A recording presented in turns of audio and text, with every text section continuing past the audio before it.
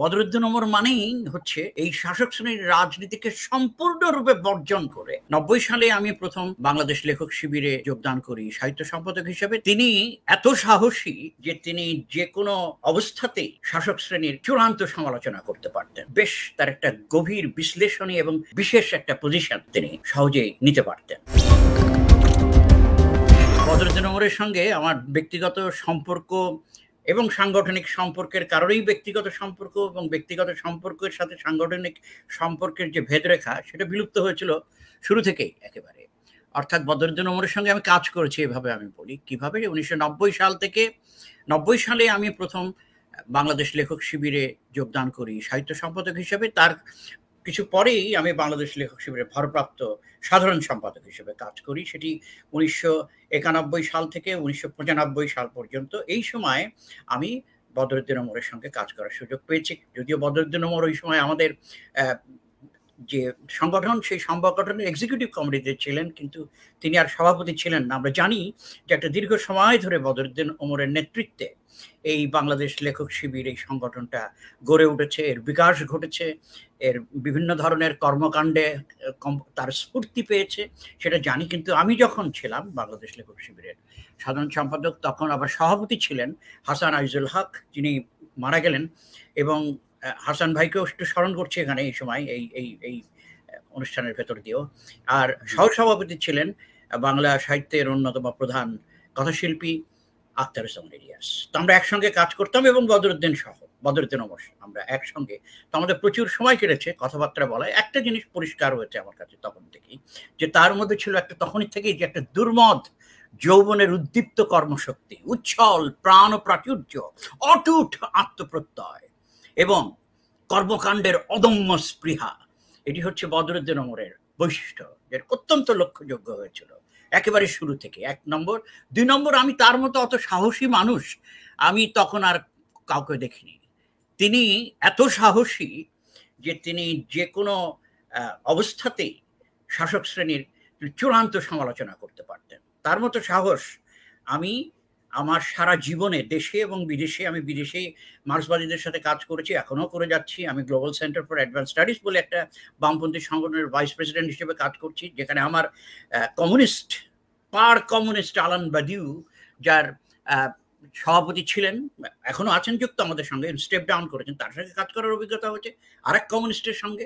কিন্তু বদরুদ্দীন ওমর নিঃসন্দেহে এই ক্ষেত্রে তার আপসীনতা, তার সাহস এবং তার সততা ক্ষেত্রে তিনি অনন্য। এটা দেখেছি। আরেকটা দেখেছি যে বদরুদ্দীন ওমরের অসাধারণ কৌতুক বোধ।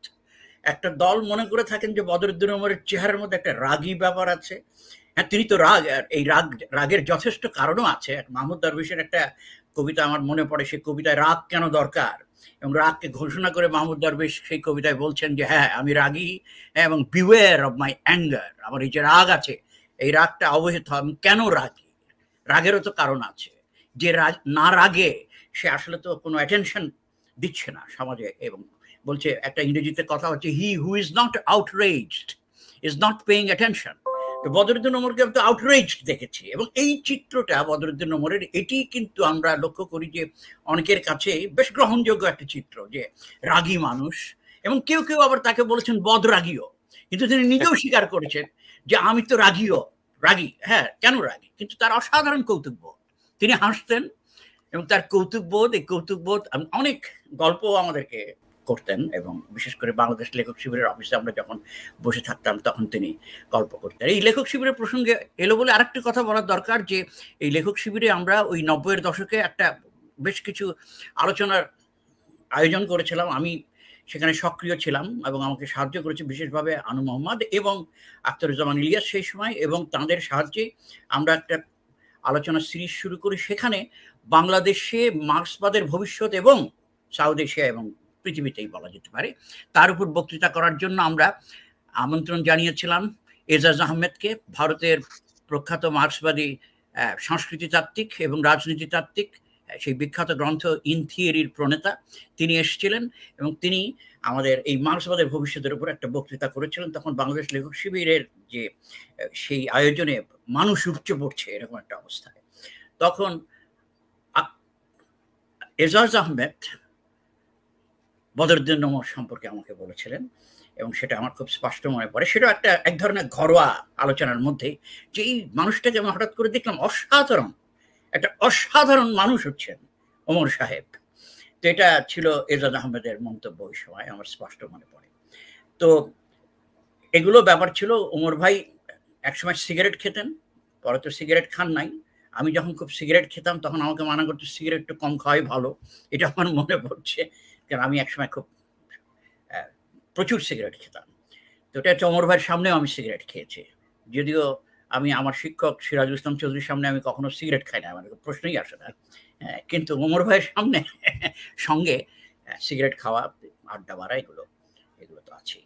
এটি একটি বলবো। আরেকটি ব্যাপার বলবো, যে আলোচনায় তাকে যখন কোনো প্রশ্ন করা হয় ওমর ভাইকে, তখন সে প্রশ্নের উত্তর ওমর ভাই খুব তাৎক্ষণিকভাবে দেওয়ার একটা ক্ষমতা, এবং বেশ তার একটা গভীর বিশ্লেষণী এবং বিশেষ একটা পজিশন তিনি সহজেই নিতে পারতেন। এবং সেটা নিতে পারতেন তার কারণ হচ্ছে দুটো। একটা হচ্ছে যে ওই বিষয় সম্পর্কে তার আগের থেকেই খুব ভালো ধারণা, এবং দ্বিতীয়ত হচ্ছে তার অঙ্গীকার। তার অভিযাত্রাকে আমি অত্যন্ত তাৎপর্যমণ্ডিত মনে করি। এখানে প্রথমে বলে রাখা দরকার যে বাংলাদেশের মুক্তিযুদ্ধের যিনি সাংস্কৃতিক ভিত্তি তাত্ত্বিকভাবে তৈরি করছিলেন, তিনি বদরুদ্দীন উমর। বাংলাদেশের মুক্তিযুদ্ধের তো একটা সাংস্কৃতিক ভিত্তি এবং তারও একটা তাত্ত্বিক ভিত্তি দরকার, সেটা তিনি তৈরি করেছিলেন। এবং তার ওই ট্রিলজির কথা এখানে উল্লেখ করতে হবে। সোহরাব ভাই সেই ট্রিলজির কথাটা উল্লেখ করেছেন, তার 3টি বইয়ের কথা। একটি হচ্ছে সাম্প্রদায়িকতা, যা প্রকাশিত হয় 1966 সালে, তারপরে সংস্কৃতির সংকট আরেকটি, যা প্রকাশিত হয় 1967 সালে, এবং সাংস্কৃতিক সাম্প্রদায়িকতা, যা প্রকাশিত হয়েছিল 1968 সালে। এবং এই 3টি কাজের ভেতর দিয়ে বদরুদ্দীন উমর মুক্তিযুদ্ধের যে একটা সাংস্কৃতিক ভিত্তি প্রস্তরকারী হিসেবে আবির্ভূত হয়েছেন, এটাকে আমি খুবই তাৎপর্যমণ্ডিত মনে করি। এখানে আরেকটু যুক্ত করা দরকার যে বদরুদ্দীন উমর সংস্কৃতির ধারণার ক্ষেত্রেও এটা একটা তার অবদান। প্রথম তিনি কি করেছেন এ কথা যদি বলতে হয়, আমরা তো সেটা বলি না, আমরা তো সাধারণত সাহসের কথা বলি, সততা অবশ্যই বলতে হবে, সাহস সততা তারও রাজনৈতিক মূল্য আছে, কিন্তু কাজের ক্ষেত্রে, অবদানের ক্ষেত্রে যদি বলতে হয় এভাবে, তাহলে বলতে হবে যে তিনি সংস্কৃতিকে রাজনৈতিক ভাবে দেখেছেন। সংস্কৃতি যে রাজনৈতিকও, হ্যাঁ, এই যে গ্রামসীয় ধারণা, তখন তিনি গ্রামসী পড়েন নাই, গ্রামসী না পড়েই এই যে গ্রামসীয় ধারণা, যে সংস্কৃতি প্রবলভাবে শ্রেণীর মতো রাজনৈতিক, এই সংস্কৃতির এই রাজনৈতিকতাকে তিনি প্রথম ওই 3টে বইয়ের ভেতর দিয়ে উপস্থিত করেন। এখানে আরেকটু উল্লেখ করা দরকার যে আমরা জানি যে মাওলানা ভাসানী, তিনি সেই তার কাকমারি সম্মেলনে 1957 সালে মাওলানা ভাসানী নিজে ডেমনস্ট্রেট করেছিলেন, পলিটিক্যালি, রাজনৈতিকভাবে তিনি দেখিয়েছেন যে সংস্কৃতি রাজনৈতিক। আর বদরুদ্দীন উমর তার বইয়ের ভেতরে সেই সংস্কৃতির রাজনৈতিকতার একটা তাত্ত্বিক ভিত্তি তৈরি করেছিলেন, যেটি খুবই প্রয়োজনীয় ছিল ওই সময়। এবং সাথে সাথে এই যে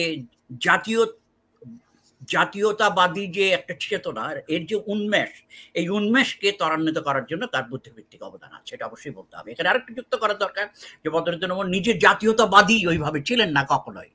আমরা আবার অনেকটা করি অনেক সময় যে জাতি রাষ্ট্র, জাতীয়তাবাদ এবং জাতীয় মুক্তির লড়াই, এই সমস্ত ক্যাটাগরিকে একদম গুলিয়ে ফিলিয়ে আমরা একটা জায়গায় যাই, কিন্তু এরা আলাদা আলাদা জিনিস। জাতীয়তাবাদী হওয়া আর জাতীয় মুক্তির সংগ্রাম, এই দুটি এক নয়, এই দুটি আলাদা। এবং এই অনুধাবন বদরুদ্দীন উমরের সেই 60-এর দশকের শেষ থেকেই ছিল, এটা তো অবশ্যই বলতে হয়। এই অবদান, এটা পরে গিয়ে আমরা দেখছি যে বদরুদ্দীন উমরের অবদান আর একটু যদি বলতে হয় তাত্ত্বিকভাবে, তাহলে রাজনৈতিক সংস্কৃতি কথাটা প্রথম বদরুদ্দীন উমর ব্যবহার করেন। এবং রাজনৈতিক সংস্কৃতি নিয়ে তার একটা অসাধারণ বই আছে, যে বইটার আমার মনে হয় বর্তমান সময়ে, ওটা হচ্ছে বাংলাদেশের রাজনৈতিক সংস্কৃতি এই নামে। এইটা প্রকাশিত হয়েছিল 1997 সালে, অনেক পরে এসে সেটা। কিন্তু এই বইটা খুবই গুরুত্বপূর্ণ তাত্ত্বিক দিক থেকে, যে রাজনৈতিক সংস্কৃতি বলতে আসলে কি বোঝায়, এই জায়গায় বদরুদ্দীন উমরের অবদান রয়েছে। তা আমি আর একটু পেছনে ফিরে যাই, তাহলে পূর্ব বাংলার ভাষা আন্দোলন এবং রাজনীতি, তৎকালীন রাজনীতি, জানিয়া সোহরাব ভাই এর মধ্যেই বলেছেন, যথার্থই বলেছেন, আমি তার সঙ্গে একমত। এবং আমি একটু বলবো তারপরেও যে এখানে একটু উল্লেখ করা দরকার, যেটা 3 খণ্ডে এটা বলা হয়েছে। প্রথম খণ্ড বেরিয়েছিল 1970 সালে, দ্বিতীয় খণ্ড 1976 সালে, এবং তৃতীয় খণ্ড বেরিয়েছে 1981 সালে। যদিও ওমর ভাই কাজ শুরু করেছিলেন 60-এর দশকের শেষ থেকে, এবং সৌরভ ভাই যথার্থই বলেছিলেন যে তিনি তাজউদ্দিনের ডায়েরিতে আগে সাহায্য করেছে, তিনি লিখছেন, ইন্টারভিউ লিখছেন। এইখানে তার অবদানটা কি আসলে যদি বলা হয় খুব সংক্ষেপে, আমি অনেক এটা বিস্তারিত আলোচনার দাবি রাখে, এবং ওমর ভাইয়ের কাজ নিয়ে যে আলোচনা আলোচনা হয়নি, এটা তো খুবই খুবই দুঃখজনক। হয়নি তো আসলে।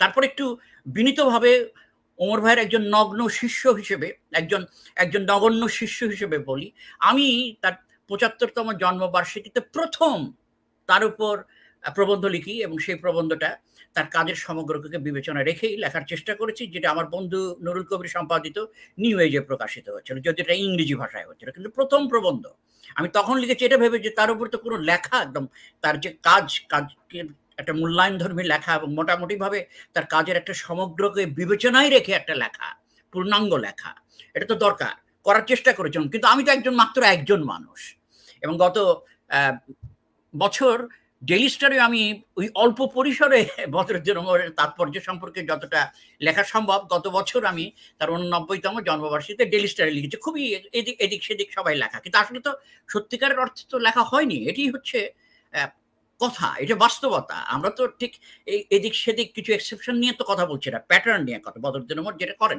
এটা তার বৈশিষ্ট্য, তিনি প্যাটার্ন নিয়ে কথা বলেন। ওই জন্য অনেকে বদরুদ্দিন ওমরকে বলে যে এখানে তো পড়াশোনা কেউ করে না। তার মানে কি কেউই পড়াশোনা করে না? এটা তো উনি বলছেন না। উনি বলছেন আসলে এটা কথাটার অর্থ হচ্ছে যে সংস্কৃতি বিরাজ করছে, এই সংস্কৃতি দারুণভাবে অ্যান্টি ইন্টেলেকচুয়াল, কোনো সন্দেহ নাই। মধ্যবিত্তের যে সংস্কৃতি, আমি বদরুদ্দিন ওমরের সঙ্গে সম্পূর্ণরূপে একমত, যে দারুণভাবে অ্যান্টিলেকচুয়াল, যে সমাজে বলা হয় পড়লে মানুষ নষ্ট হয়ে যায়, যে সমাজ এটা প্রচার করে বেড়ায়, এখানে একটা, তার মানে যে সবাই প্রচার করছে তা না, এটা প্যাটার্নের মধ্যে, যে আমাদের চিন্তা করার ক্ষমতা বা অনুসন্ধান বা পড়ার আগ্রহ এগুলো বেশ কমে এসছে। এই কথাটাই বদরুদ্দিন ওমর বলার চেষ্টা করেছেন, আমি সেখানে বদরুদ্দিন ওমরের সঙ্গে একমত। তো আমি ফিরি ভাষা আন্দোলনের নিয়ে, তিনি তার যে কাজ, সেই কাজের তাৎপর্য নিয়ে। এইখানে বদরুদ্দিন ওমর সর্বপ্রথম বাংলাদেশের ইতিহাসে সর্বপ্রথম যেটা করলেন সেটা হচ্ছে যে ওরাল হিস্ট্রি বা হিস্টোরিওগ্রাফি বলতে হবে, সেটার তিনি গোড়াপত্তন করলেন। এক।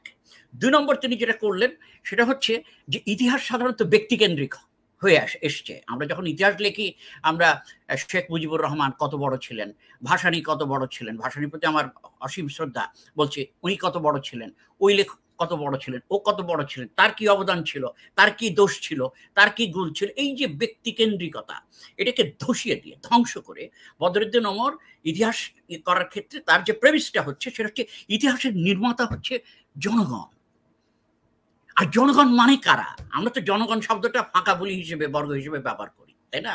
করি না? জনগণের নামে এমনকি কর্পোরেশন কথা বলে, জনগণের নামে আওয়ামী লীগ কথা বলে, জনগণের নামে অন্যান্য পার্টি কথা বলে, সবাই জনগণকে ইনভোক করে। আসলে জনগণ কারা? বদরুদ্দিন ওমর খুব স্পষ্টভাবে বুঝেছিলেন যে বাংলাদেশের জনগণের কথা বলতে গেলে বাংলাদেশের কৃষক এবং শ্রমিকের কথা বলতে হবে, বাংলাদেশের খেটে খাওয়া মানুষের, মেহনতি মানুষের কথা বলতে হবে।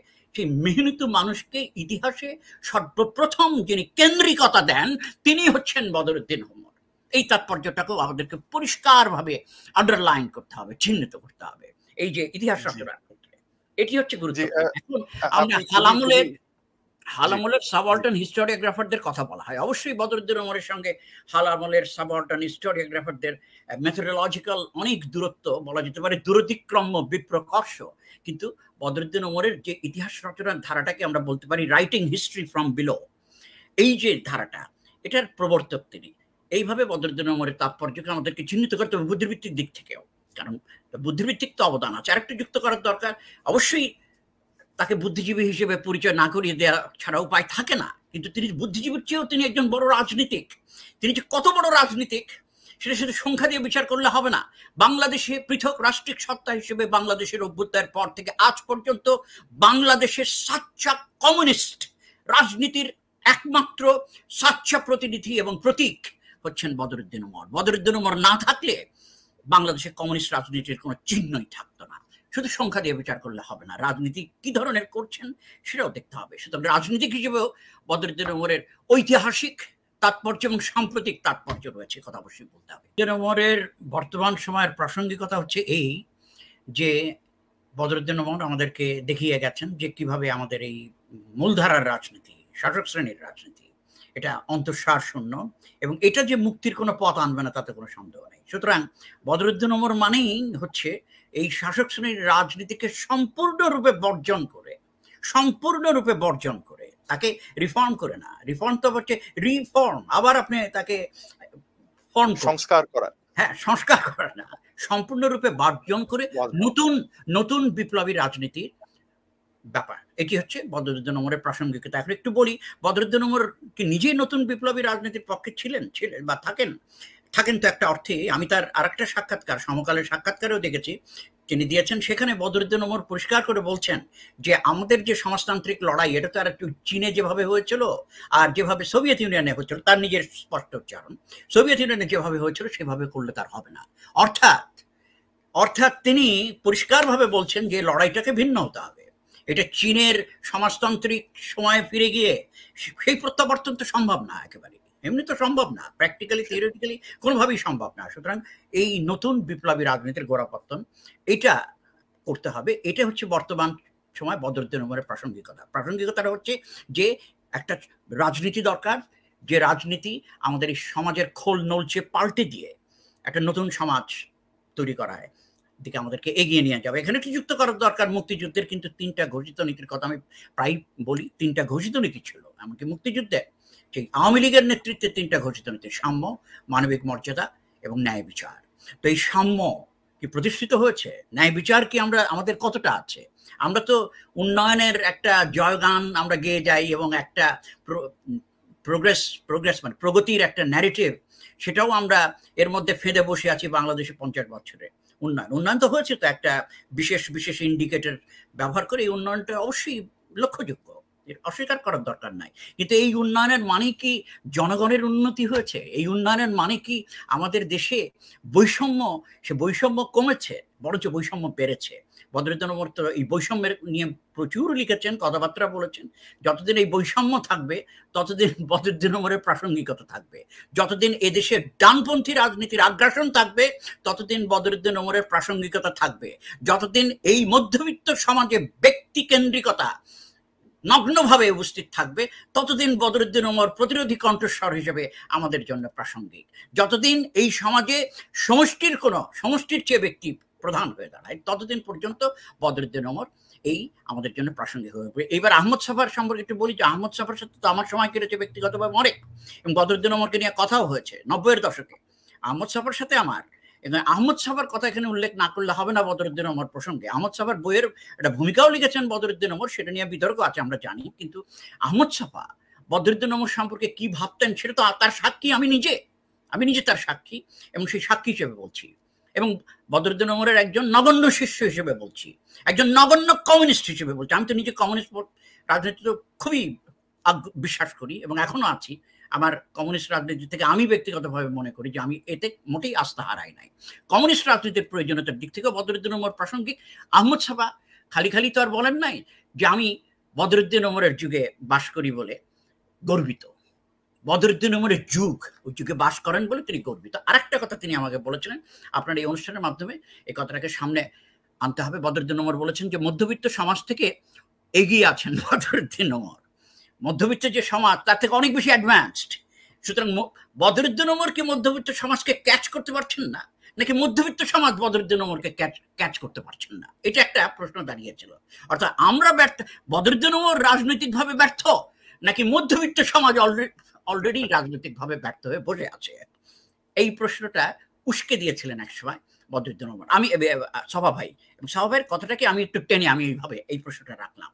শুধু ব্যক্তিগত না, এর সামাজিক তাৎপর্য আছে যে এগিয়ে আছেন কিভাবে। আমার বেশ কিছু কথা, সৌরভ ভাই বাসে চলাফেরার কথা বলেছেন, যথার্থই। সৌরভ ভাইয়ের সাথে তার সাক্ষাৎ হয়েছে বাসে দেখেছেন উনি দাঁড়িয়ে যাচ্ছেন তার মিরপুরের বাড়িতে। আর আমার একটা সময় ছিল যে লেখক শিবিরের অফিস থেকে ওমর ভাইকে আমি বাসে করে নিয়ে যেতাম। তো বাসে করে নিয়ে আমি যাচ্ছি, তখন তার জীবনের কিছু গল্প শুনলাম তখনই, এবং সেটা নিয়ে আমি লিখেছি আপনার প্ররোচনায় আমি আরো কিছু লিখে আপনার একটা অনলাইন পত্রিকায় সেই লেখাটা কন্ট্রিবিউট করেছিলাম। যে বেশ কিছু কথা মনে পড়ছে আমারও, যে অক্সফোর্ডে পড়া, বিশ্ববিদ্যালয়ের বিভাগীয় সভাপতির পদ থেকে ইস্তফা দেওয়া, বাংলাদেশের কৃষক শ্রমিকের পক্ষে সার্বক্ষণিক রাজনীতি করা এই বদরুদ্দীন ওমর বাসে চলাফেরা করতেন। এবং একদিন আমার তাদের পুরানো পল্টনের লেখক শিবিরের অফিস থেকে বাসে করে তাকে নিয়ে যাচ্ছি তার মিরপুরের বাসায়। কথায় জানতে পারলাম বাংলাদেশের পুরস্কার নিয়ে তার জীবনের গল্প। পুরস্কার দেশে ও বিদেশে দেখেছি যে একটা পুরস্কারের পাওয়ার লোভে মানুষ কিরকম হন্যে হয়ে থাকে, লজ্জাহীনভাবে ক্ষমতাসীনদের গোলামি করতে থাকে। দেখেছি আরো কত তামাশা। আর ইতিহাস নিজেই এও প্রমাণ করেছে যে আবার অনেক যোগ্য মানুষ পুরস্কৃত হন না, অনেক মানুষ পুরস্কারের ধারও ধারেন না। আর আমাদের মার্ক্সবাদী বদরুদ্দিন ওমর পেয়েছিলেন ফিলিপস পুরস্কার, কিন্তু তিনি তা প্রত্যাখ্যান করেছিলেন। পেয়েছিলেন আদমজি পুরস্কার, কিন্তু তিনি তা প্রত্যাখ্যান করেছিলেন। পেয়েছিলেন বাংলা একাডেমি পুরস্কারও, কিন্তু তিনি তা প্রত্যাখ্যান করেছিলেন। তিনি ইতিহাস পরিষদ পুরস্কারও পেয়েছিলেন, তাও তিনি প্রত্যাখ্যান করেছিলেন। পেয়েছিলেন এমনকি 21 পদকও, তাও তিনি প্রত্যাখ্যান করেছিলেন। এগুলো বাস্তব, এগুলো সত্য।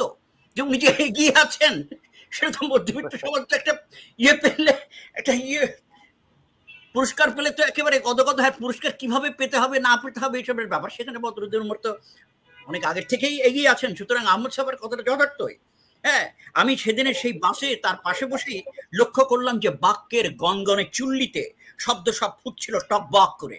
তার সততা ও সাহসের সামনে আমার মাথা নত হয়ে উঠেছিল। এবং আমি তার পাশে বসেছিলাম, তখন হঠাৎ করে আমার কাছে মনে হলো, এটা ভক্তির কথা বলছি, ভক্তির কথা বলছি, আমার মনে হচ্ছে তার পাশে না বসে তার পায়ের কাছে আমি বসে থাকি। এটা আমার তখন ওই সময় অল্প বয়সে এই অনুভূতিটা হয়েছিল। এই কথাটা বলে আমি 4 লাইনের একটা কবিতা বদরুদ্দিন ওমরকে স্মরণ করে মাও জেদুংয়ের একটা 4 লাইন 5 লাইনের একটা ছোট্ট কবিতা অনুবাদ করেছি বাংলায়। এটা আপনার দর্শকদের সঙ্গে একটু শেয়ার করতে পারি। পাহাড় নিয়ে কবিতা, এবং কবিতাটা মাও জেদুংয়ের। পাহাড়ের নিচে পথ পথ তাদের পতাকা সব, পাহাড়ের উপরে তাদের তুচ্ছ নিনাদ, আর আমাদের চারদিকে শত্রুদের হাজার বেষ্টনী, তারপরও আমরা থাকি অটল। আত্মরক্ষা ভয়ানক, গর্ত আর দেয়াল, আমাদের সবচাইতে শক্তিশালী দুর্গ আমাদের সংকল্প।